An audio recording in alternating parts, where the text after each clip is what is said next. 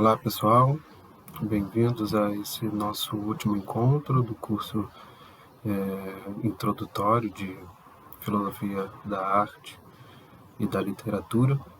Nós percorremos aqui um caminho que espero tenha servido para vocês enxergarem alguns dos problemas e dificuldades e algumas das dificuldades relacionadas à definição do que é a arte, do objeto artístico e as dificuldades que giram em torno do tipo de apreensão estética, apreciação estética e juízo estético que estão envolvidos nessa nossa relação com a arte. Na medida do possível, para uma introdução, a gente tentou privilegiar determinados aspectos dessa questão, dessa situação estética da obra de arte, e inclusive deixando claro na última aula, no último encontro, o tipo de inserção da filosofia da arte no âmbito da estética, né? E agora o que nos cabe é fazermos um esclarecimento maior e melhor do que seria, propriamente falando, o fenômeno estético da literatura inserido no âmbito de uma filosofia da arte e, por assim dizer, uma filosofia da literatura. É claro que, por exemplo, o campo de estudos da filosofia da literatura tem sido uma novidade nos últimos tempos e o conjunto de análises, opiniões, problemas, soluções, teses e teorias que têm sido levantadas com relação a isso esbarram muitas vezes naqueles mesmos problemas já debatidos e levantados pela crítica literária, pela própria filosofia em termos de análise do discurso, e, portanto, é um campo que promete um desenvolvimento e um crescimento muito ainda por fazer, e, portanto, o que nós podemos aqui é apenas dar algumas indicações, né, do que a princípio é necessário ser compreendido para que a gente entenda não só o fenômeno da literatura, mas também da crítica literária. São esses dois aspectos que a gente vai enfocar hoje para concluirmos a nossa contribuição a esse curso introdutório. Pois bem, pensando a questão da arte e da crítica de arte, né, como nós já havíamos falado, é interessante a gente perceber que a crítica de arte, de um modo geral, ela se realiza por meio de um discurso, ou seja, a função da crítica de arte é a produção de um discurso explicativo acerca do juízo avaliativo sobre determinada obra de arte. E aí, claro, não importa qual obra de arte que nós estamos considerando, todo crítico de arte, de música, de pintura, de escultura, de arquitetura, de literatura, ele orienta-se para a produção de um discurso capaz de, ao mesmo tempo, colocar as suas avaliações estéticas e a justificativa dessas avaliações. Portanto, é um discurso, a gente poderia dizer, né, se há alguma proximidade com a ciência no âmbito da investigação estética e da apreciação da arte, ela estaria, sobretudo, no âmbito da crítica de arte, exatamente pelo tipo de produção discursiva que o crítico almeja, né? A questão é que a produção dessa crítica de arte, ela não é realizada, não tem por objetivo realizar aquilo, por exemplo, que o discurso argumentativo de uma teoria científica vai ter. né? Portanto, um juízo estético, ainda que justificável, uma avaliação de uma obra de arte, ainda que justificada, ela sempre será o que nós chamamos de uma interpretação. E o que fundamenta uma interpretação não vai ser a sua verdade, né? No sentido que nós usaríamos em ciência e no conhecimento científico, mas a sua adequabilidade, né? Ou seja, o crítico de arte, como todo intérprete, todo hermeneuta, ele baseia-se na finalidade de produzir um discurso adequado ao tipo de fruição, no caso da arte, né, ao tipo de fruição estética com a obra, passível, portanto, de ser, na medida em que é justificável, passível de ser universalizado, ou seja, aqueles leitores que estiverem apreciando a obra de arte e lendo posteriormente a crítica, eles poderão chegar à mesma conclusão ou discordarão, né, baseando-se em outras razões, ainda que compreenda aquilo que o crítico está querendo dizer. O âmbito propriamente dito do que a gente chamaria, né, de um discurso mais próximo do científico, sem dúvidas alguma, no âmbito da arte, gira em torno da crítica artística, né, da crítica das artes e, portanto, no nosso caso aqui, da crítica literária, né? Mas com todas essas ressalvas, não é possível falarmos sobre verdade quanto a um juízo estético.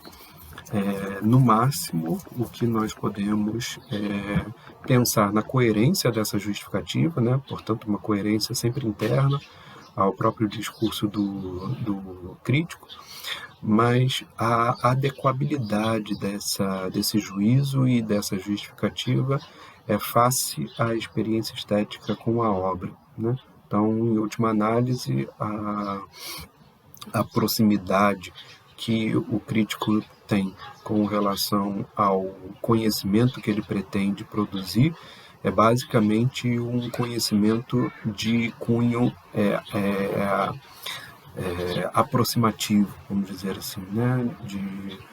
de cunho verossímil ou provável.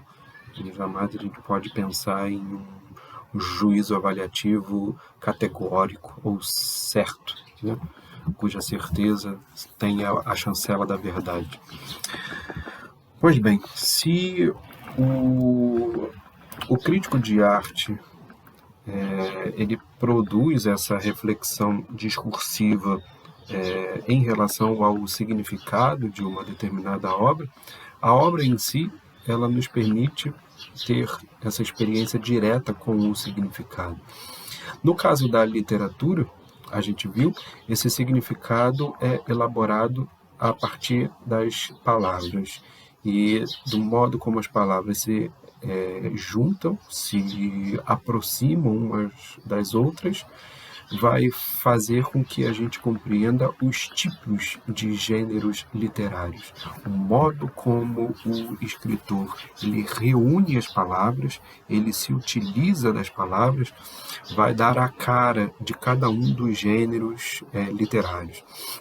Mas antes de vermos essa possibilidade de compreendermos uma distinção entre os gêneros literários, é interessante que a gente perceba essa natureza da palavra no que diz respeito à literatura, no que diz respeito à obra de arte literária. Porque, já dizia o Aristóteles na Poética, e aí, claro, né, a gente, desde a primeira aula, sempre colocando o paradigma da obra aristotélica como servindo de espécie de modelo, né, para todo tipo de análise da obra de arte que veio sendo feita posteriormente, o Aristóteles apresenta na Poética o fazer literário do tragediógrafo vinculado ao modo como as palavras traduzem ações. Portanto, e aí, claro, essa não é uma característica única do teatro, embora o teatro tenha, na sua classificação, o atributo de ser um drama, né, de ser um gênero dramático, e dramático aí, drama em grego é exatamente a ação.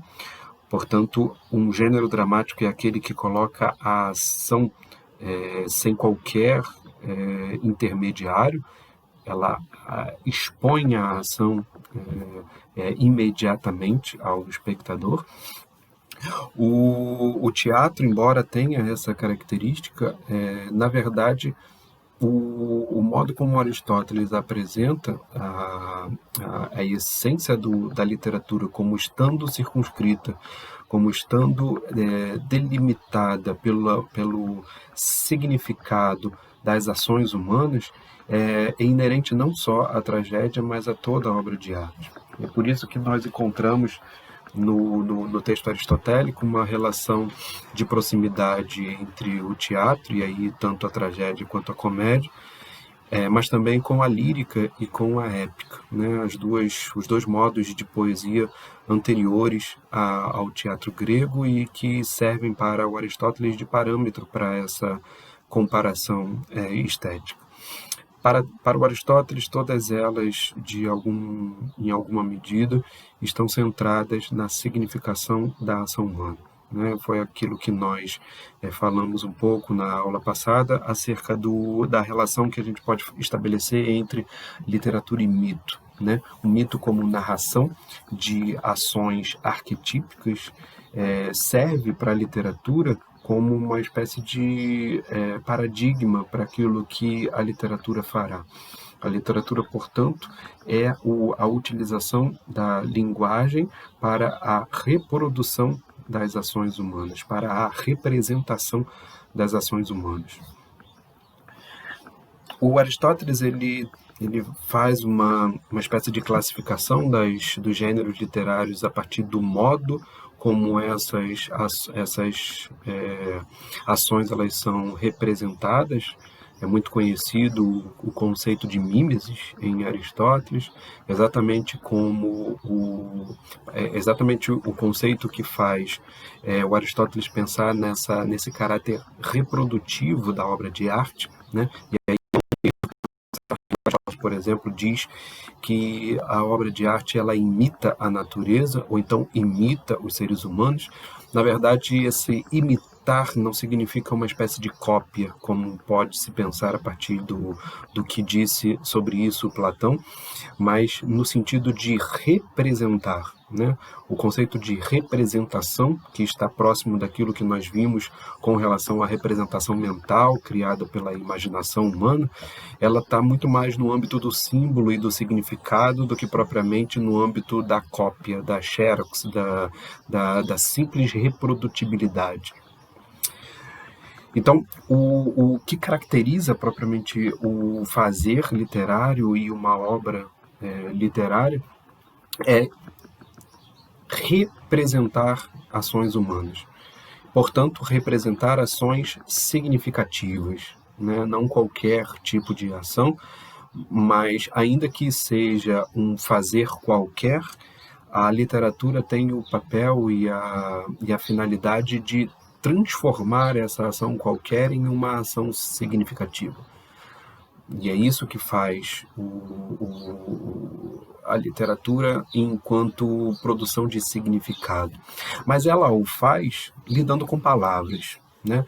E, portanto, há aí uma segunda característica de toda a obra literária que é inerente ao tipo de expressividade que o escritor alcança. Né? Se temos, por um lado, um elemento importante da obra de arte literária nas ações significativas que são criadas pelo escritor, por outro lado, nós podemos dizer que nós temos as formas expressivas, as formas de expressividade que o escritor alcança a partir do uso e do jogo com as palavras. Tá? As palavras, elas, e aí num sentido muito corriqueiro da expressão, elas têm tanto um caráter literal quanto um caráter figurado, né? Ou, como nós já dissemos, tanto um caráter denotativo quanto um caráter conotativo. E a todo momento é próprio do fazer poético, do fazer literário, o jogo com estas palavras, o jogo entre o sentido literal e o sentido figurado, expresso e utilizado pelas palavras no intuito de representar essas ações humanas significativas. O jogo estético, portanto, que a gente experimenta no momento em que lê uma obra de arte literária, está muito próximo, portanto, de uma compreensão devida do tipo de linguagem expressiva que o autor e o escritor têm pretendido com a sua obra. O modo como ele joga com os sentidos literal e figurado das palavras será análogo ao modo como a linguagem vai ser jogada, né, por assim dizer, para continuar com o mesmo termo, vai ser jogada entre as personagens e as circunstâncias. Né? Então, se num nível inicial nós temos aí o puro jogo linguístico com as palavras, né, que é muito comum, por exemplo, no tipo de poesia feita hoje em dia, um jogo com as palavras, com os sentidos das palavras, brincando ora com o sentido literal, ora com o sentido metafórico, figurado. Esse simples jogo de palavras que tem o seu caráter expressivo, que tem a sua parte de significação, de produção de significado e de sentido, a gente pode dizer que o escritor, na obra, ele alcança um outro nível nesse jogo de linguagem, no momento em que ele está relacionando personagens e circunstâncias, ou persona e cena, né? Cenografia, a parte do espetáculo propriamente dito, né? Como diz o Aristóteles, aquilo que mapeia o local onde as ações humanas ocorrem. Portanto, se a literatura ela é representação de ações significativas por meio de uma linguagem expressiva, essa representação ela se dá em determinados contextos, né, que hoje chamaríamos de cena. Então, a dialética, por assim dizer, né, esse jogo entre o personagem e as circunstâncias, ele alcança um nível de significação tal qual o jogo das palavras nos seus sentidos literal e figurado. Portanto, quando nós estamos diante de uma obra literária, é importante que a gente tenha essas noções em mente para que a gente possa captar o fazer poético do escritor. Né? Toda obra de arte, de um modo geral, ela depende que a gente saiba qual é o tipo de linguagem que está sendo utilizado. E o caso da literatura é emblemático porque ela lida exatamente com a linguagem que nós utilizamos no nosso dia a dia. Às vezes ela brinca com os tipos de linguagem que são utilizadas em variadas circunstâncias por variados tipos de pessoas em determinadas instituições ou não. Então, estar atento a esse cenário, a esse espetáculo criado pelo escritor no momento em que ele vai reproduzir essas ações significativas enquanto finalidade da sua obra, é fundamental para a gente desfrutar aquilo que nós pretendemos desfrutar em toda a arte, ou seja, a emoção estética. Né?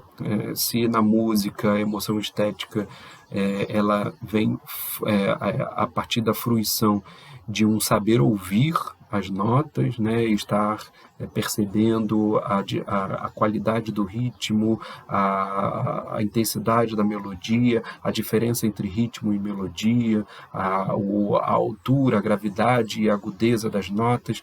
Tudo isso faz parte da apreciação estética, e quanto maior for a nossa familiaridade, quanto maior for a nossa familiaridade com esses elementos, maior será a nossa fruição estética.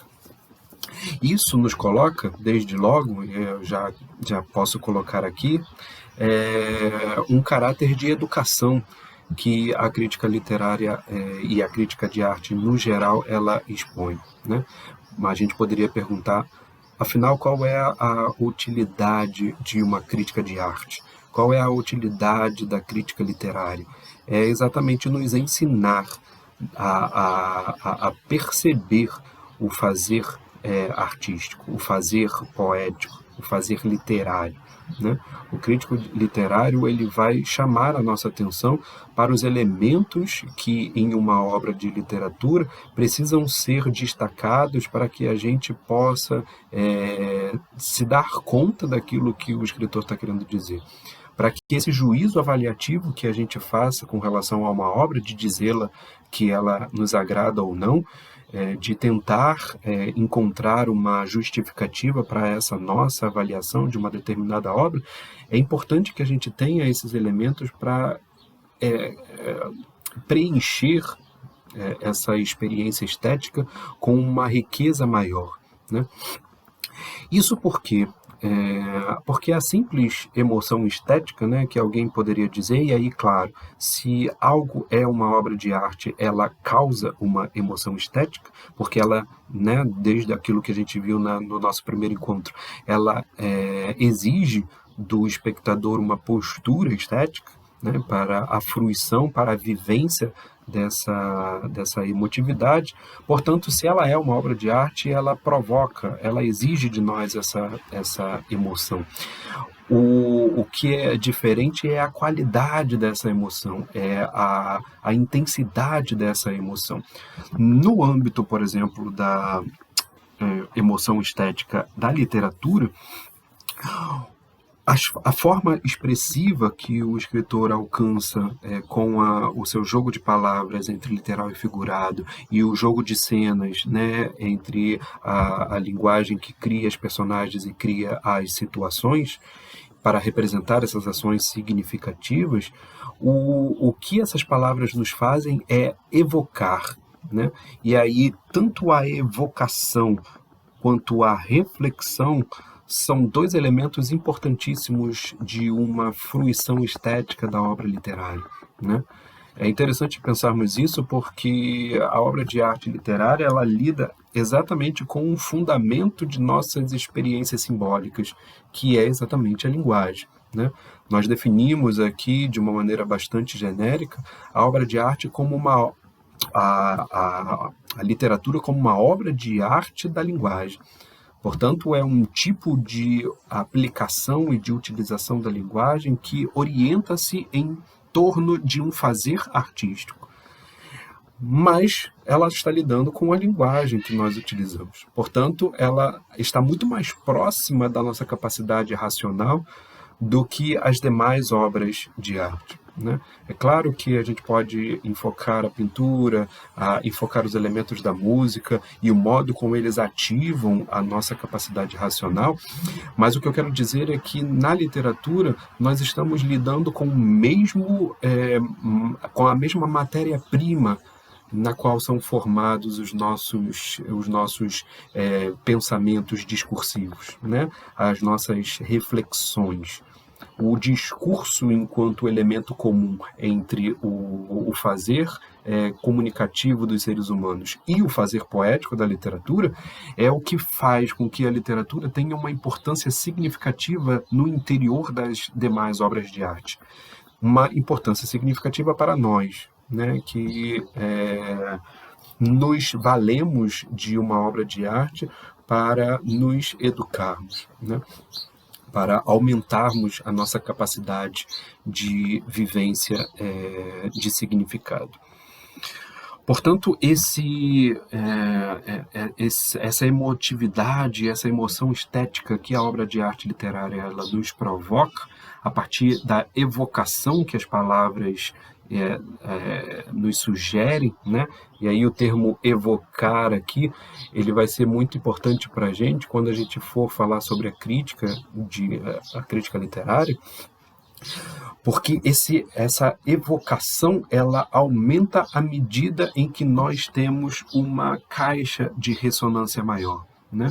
Nós vamos ter uma amplitude de emoções na experiência estética com uma obra de arte literária, quanto mais nós estivermos familiarizados com a crítica literária.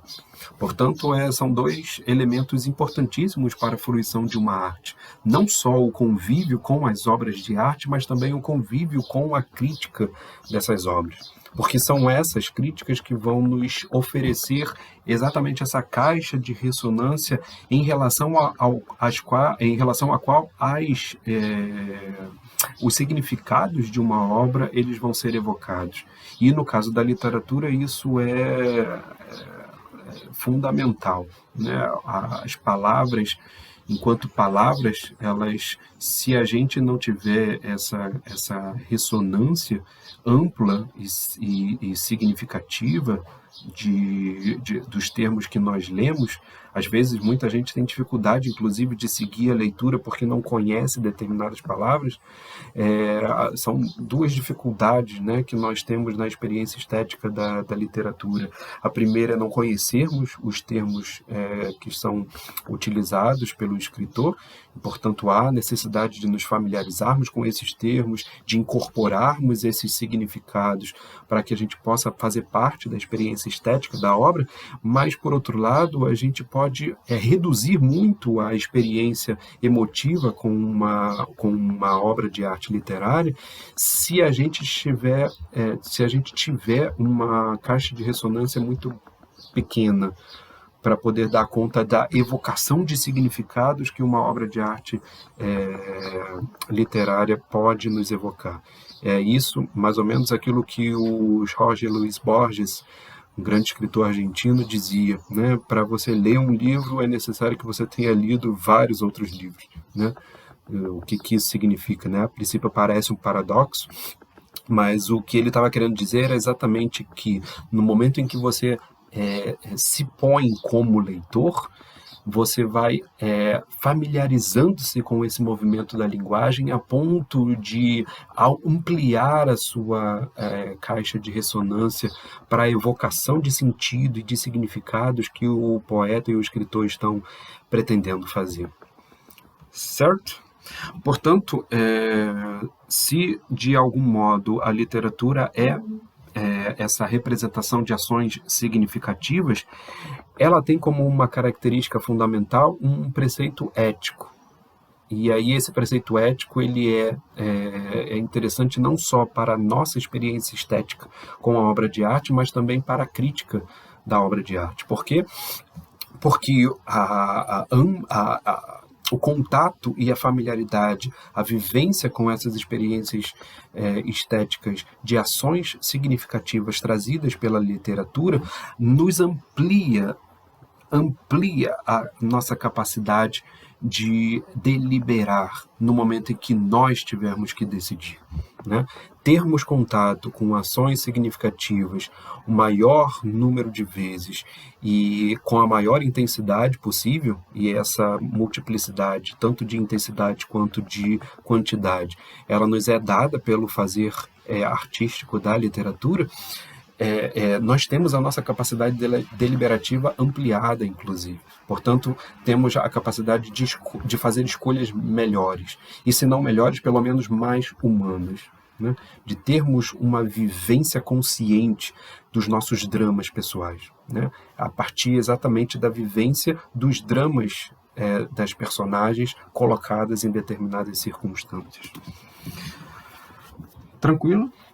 Essa caracterização geral do que significa experimentar uma obra de arte literária, me parece central para a gente entender o tipo de divisão que pode ser feita em relação aos gêneros literários, né? E aí, claro, eu não vou comprar nenhuma tese acerca da melhor ou pior definição, ou delimitação, ou classificação dos gêneros literários. Existem vários gêneros literários e existem várias formas de classificá-los.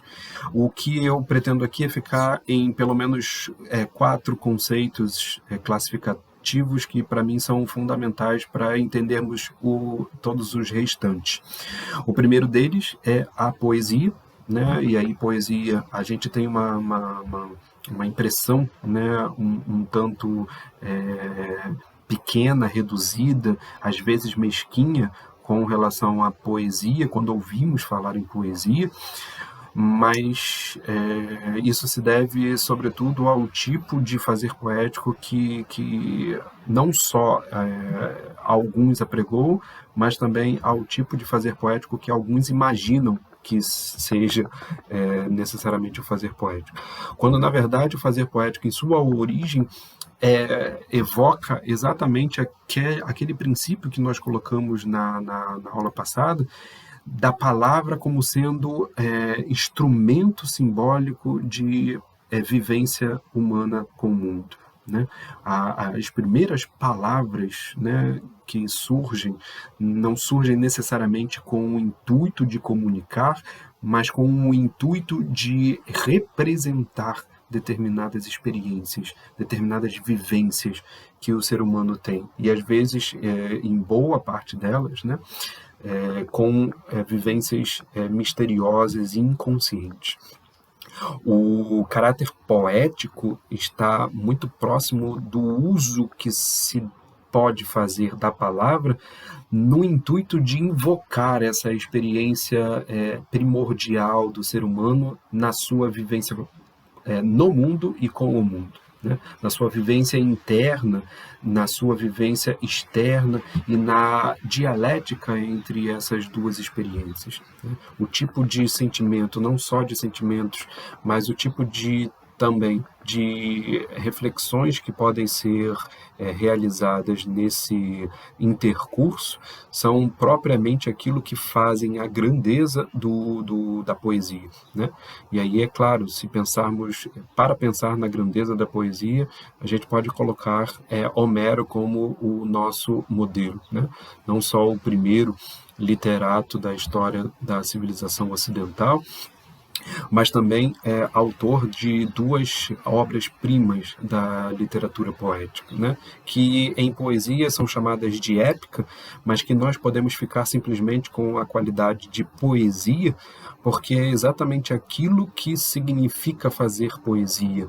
E aí, o que significa, portanto, fazer poesia em Homero é, ao mesmo tempo, utilizar-se da palavra para, por meio de uma expressividade com os seus jogos de sentido e com os jogos de cena e personagem, criar dramatizações e narrações acerca exatamente dessas ações significativas. Portanto, da poesia surgem dois ramos, poderíamos dizer, de fazeres literários, né? Exatamente o drama, que vai ser encarnado pelo teatro e pela tragédia e comédia, sobretudo. Depois você vai ter, na época moderna, a origem do gênero dramático, drama, né? Ou seja, o gênero teatral drama, que já não é nem uma tragédia, mas também nem uma comédia. Mas o conceito drama aqui, nesse sentido mais primordial, diz respeito ao fazer representar a ação imediatamente, sem o artifício indireto de situar essa ação em determinadas circunstâncias. O que é exatamente o fazer da narração, né? A narração ela tem um caráter muito mais prosaico, é o momento em que da poesia, né, composta sobretudo em versos, em uma condensação de significado em determinadas palavras, em usos de figura de linguagem excessivos, né, e às vezes até muito uma linguagem muito elíptica, né, muito condensada em termos de significado. Essa linguagem vai se aprumando, ela vai se expandindo, ela vai abrangendo-se em um jogo dialético entre personagem e situação, a tal ponto de formar aquilo que hoje nós conhecemos como narração, né? E a ponto de formar o que hoje nós conhecemos como romance, o quarto termo aí da nossa classificação básica em relação aos gêneros literários, para colocar aí a poesia no âmbito originário do fazer literário e o romance no cume desse fazer literário na modernidade, né?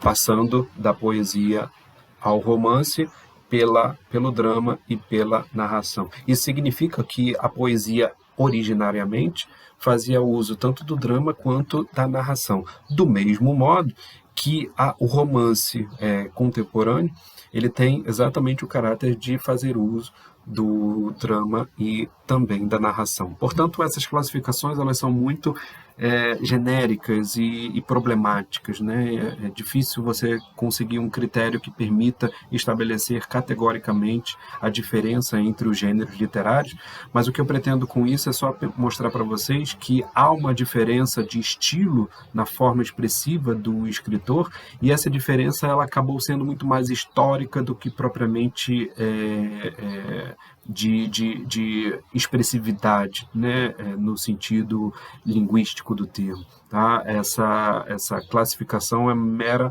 esquematismo histórico para a gente perceber que a linguagem ela começa no seu caráter condensado de fazer poético, divide-se em duas atividades imprescindíveis para a literatura, que é o drama e a narração, até culminar na nossa grande forma estética em literatura, que é a do romance.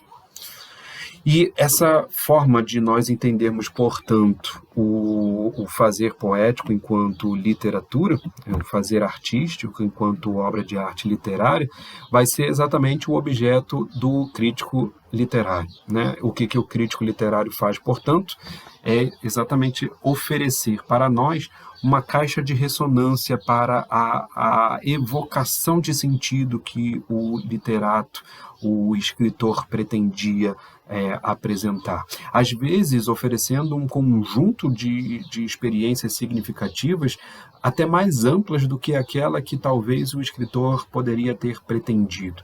E o que dá, na verdade, a legitimidade para um tipo de interpretação como essa, outra vez, né, não é a verdade, né? O juízo estético avaliativo com relação a uma obra de arte jamais almeja a verdade, mas ele almeja a adequação.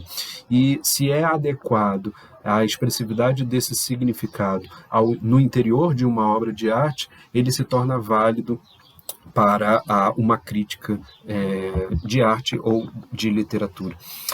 O que um crítico literário faz, e aí esse é um ponto interessante, é utilizar-se do discurso sobre o discurso, né? E esse ponto acho que vai ficar interessante para nós encerrarmos o nosso curso, porque no momento em que o crítico literário se propõe a construir um discurso para falar sobre um outro discurso, ele tem aí também um papel criativo, né?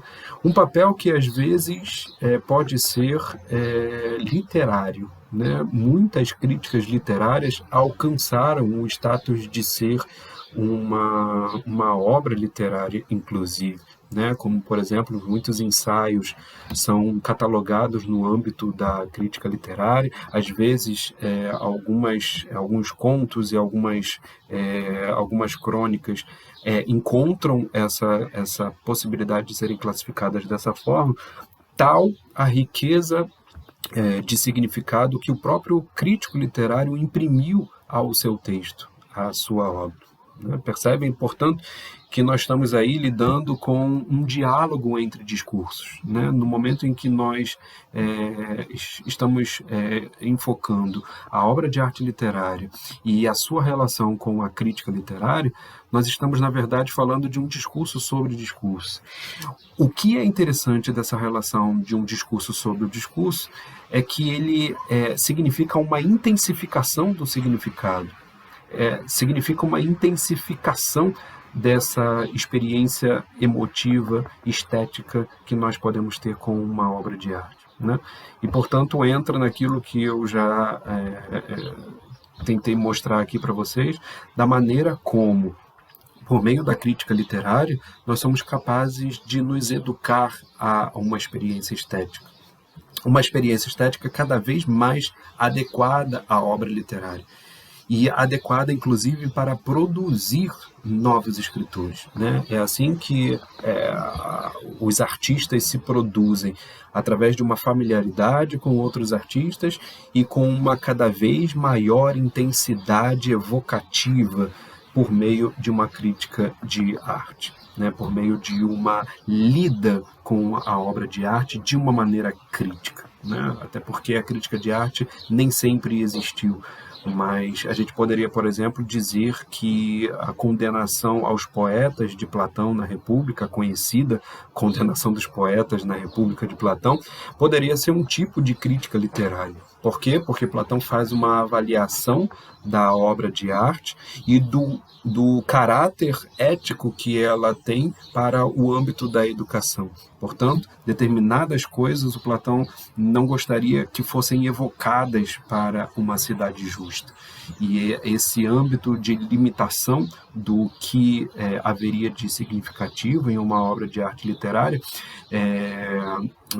pareceu ao Platão ser uma justificativa interessante para fazer uma crítica canônica, né, acerca da obra literária do teatro na época dele, e que ficou tão mal conhecida, né, como a condenação dos poetas ao Platão. Mas a gente não pode jamais esquecer que o próprio Platão foi um artista literário, e, portanto, esse juízo dele, ele tem outras implicações que não apenas essa implicação literal e grosseira de pensarmos numa condenação moral da obra de arte literária.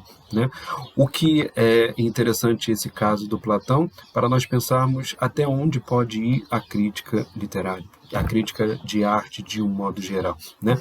E para encerrarmos essa nossa introdução, a gente poderia pensar, por exemplo, numa uma consequência desse diálogo entre a obra de arte literária e o crítico literário, e que serve, na verdade, de exemplo, né, de um ponto específico da nossa relação possível com a obra de arte em geral. Qual a questão? É sabermos, afinal, se existem obras literárias dignas de apreciação, ou melhor dizendo, todas as obras literárias elas são dignas de apreciação. Porque se dissermos que todas são dignas de apreciação, a gente, de algum modo, coloca um problema para a função do crítico. Né? Porque se o crítico está exatamente a função do crítico está exatamente na de determinadas obras literárias e, portanto, da delimitação de um juízo acerca dessas obras, dizer que todas elas são dignas é dizer que o trabalho do crítico, na verdade, ele tem pouco sentido. Mas só se nós pensamos no juízo do crítico literário enquanto um juízo condenatório, o que não é o caso. Né? Nós aqui tentamos enfocar, sobretudo, o fazer do crítico literário enquanto aquele que nos educa, que pode nos educar há uma relação mais evocativa e mais significativa, portanto, com uma obra de arte. Nesse caso, o diálogo, portanto, com a obra literária é fundamental a partir de uma crítica literária, exatamente para nós sabermos apreciar uma obra de arte. Algumas obras de arte que passaram silenciosas em determinadas épocas ganharam uma importância fenomenal em outras, exatamente porque um olhar crítico conseguiu identificar nelas uma evocação significativa que foi preciosa e que seria uma lástima para a humanidade perder, né? Portanto, a gente pode, desde logo, pensar que nenhuma obra de arte, e aí no caso a literatura, né? Nenhuma obra de arte literária, ela é, a princípio, indigna de apreciação. Ela vai ter os seus limites de significação, os limites na sua capacidade expressiva de lidar com um jogo de palavras e com um jogo dialético entre personagem e cena, e quanto a gente poderia dizer que, na verdade, há uma distinção, portanto, de qualidade e de amplitude evocativa entre as obras de arte literárias. Quanto maior for a capacidade evocativa de uma obra literária, mais clássica ela vai se tornar, porque maior vai ser o contributo dela para o desenvolvimento e a criação de outras obras artísticas, portanto, de outras obras literárias. É isso, gente. Eu espero que esse curso tenha servido para vocês terem uma introdução básica aos problemas levantados pela estética, pela filosofia da arte, pela filosofia da literatura e as possibilidades que nós temos de tentar dar conta de algumas dessas questões a partir de determinados enfoques, né? E o enfoque que eu quis dar foi, sobretudo, partindo de determinadas colocações da filosofia da linguagem, da mente e da simbólica, para tentarmos pensar a obra de arte literária como um elemento fundamental para a educação humana. Um abraço a todos e até a próxima.